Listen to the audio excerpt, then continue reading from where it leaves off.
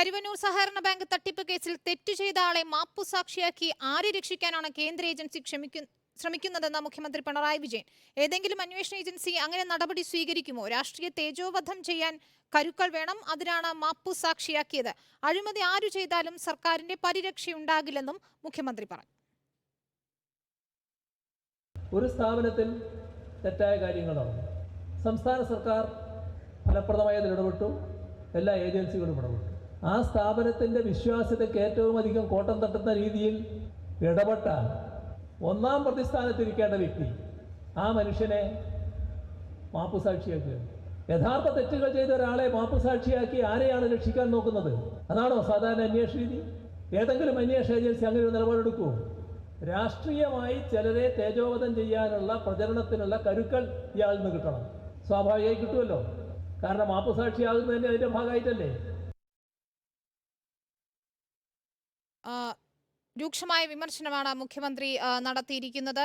Sarath K ശശിയുടെ വിവരങ്ങൾ നൽകാൻ. ശരത്, ഇപ്പോൾ കരുവന്നൂർ സഹകരണ ബാങ്ക് തട്ടിപ്പുമായി ബന്ധപ്പെട്ട ED നടപടികളെ രൂക്ഷമായ ഭാഷയിലാണ് മുഖ്യമന്ത്രി വിമർശിക്കുന്നത്. പ്രത്യേകിച്ച് പ്രതിയായിരുന്നയാളെ മാപ്പുസാക്ഷിയാക്കി എന്നതുൾപ്പെടെയുള്ള കാര്യങ്ങളിൽ രൂക്ഷമായ വിമർശനം മുഖ്യമന്ത്രി ഉയർത്തുന്നു. എന്തൊക്കെ കാര്യങ്ങളാണ് അദ്ദേഹം പറഞ്ഞത്?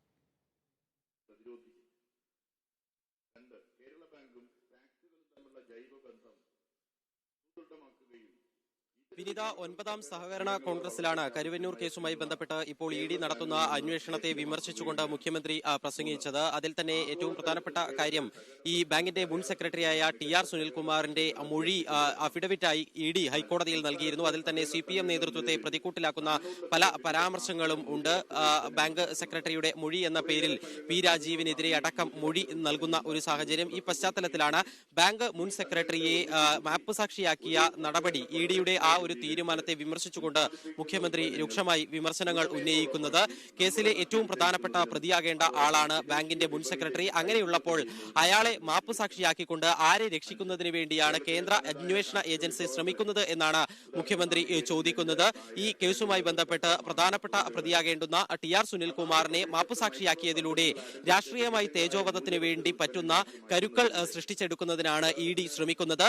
ആ നീക്കത്തോട്, ആ ഒരു ലക്ഷ്യത്തോടെയാണ് ഇപ്പോൾ TR സുനിൽകുമാറിനെ മാപ്പുസാക്ഷിയാക്കിയത് എന്ന രീതിയിലാണ് മുഖ്യമന്ത്രി പരാമർശങ്ങൾ പ്രസംഗത്തിൽ ഉൾപ്പെടുത്തിയിട്ടുള്ളത്. അതോടൊപ്പം തന്നെ പ്രധാനപ്പെട്ട ഒരു ചോദ്യം മുഖ്യമന്ത്രി ഉന്നയിക്കുന്നത്, ഈ പ്രധാനപ്പെട്ട ഒരു ആരോപണം മുഖ്യമന്ത്രി ഉന്നയിച്ചിരിക്കുന്നത്, ഈ പ്രതിയിൽ നിന്ന്, പ്രധാന പ്രതിയായി വിചാരണ നേരിടേണ്ടുന്ന പ്രതിയിൽ നിന്ന് അയാളെ രക്ഷിച്ചതിന്റെ പ്രതിഫലം എന്നുള്ള രീതിയിൽ ചില മൊഴികൾ അന്വേഷണ ഏജൻസിക്ക് ലഭിക്കുകയാണ് എന്ന് മുഖ്യമന്ത്രി ചൂണ്ടിക്കാണിക്കുകയും ചെയ്തിട്ടുണ്ട്.